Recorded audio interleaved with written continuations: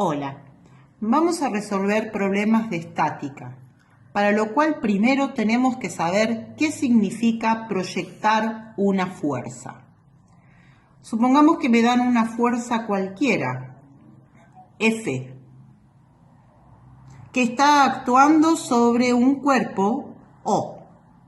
Esta fuerza, como vimos, es un vector, tiene dirección, sentido, módulo y punto de aplicación.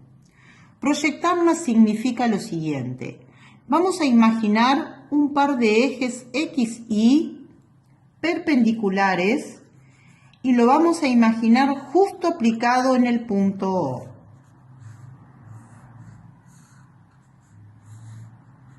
Un par de ejes cartesianos.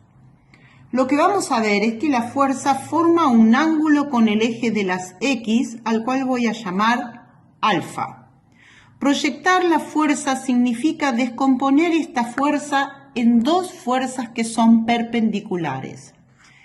Para eso lo que hacemos es construir un rectángulo. Trazamos por el extremo una paralela al eje Y, trazamos por el extremo una paralela al eje X y nos queda un rectángulo. De manera que sobre el eje de las X aparece una fuerza que voy a llamar F en X. Y sobre el eje de las Y aparece una fuerza que voy a llamar F en Y.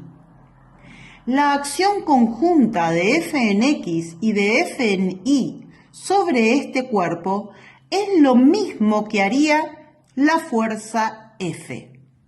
¿Cómo calcularlas? Para eso vamos a tener en cuenta que acá se nos queda formado un triángulo rectángulo. ¿Se ve?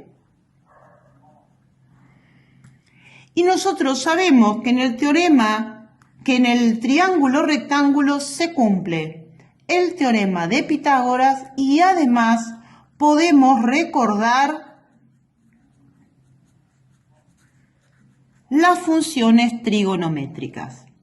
Veamos entonces, para este ángulo, esta altura del triángulo es su cateto opuesto, que es exactamente igual a F en Y. Por lo tanto, el seno del ángulo es el opuesto, F en Y, dividido la hipotenusa, que es F. Como F está dividiendo, la paso multiplicando y me queda que F por el seno del ángulo es la proyección de la fuerza en el eje de las Y, la que llamamos F en Y. Volvemos al triángulo.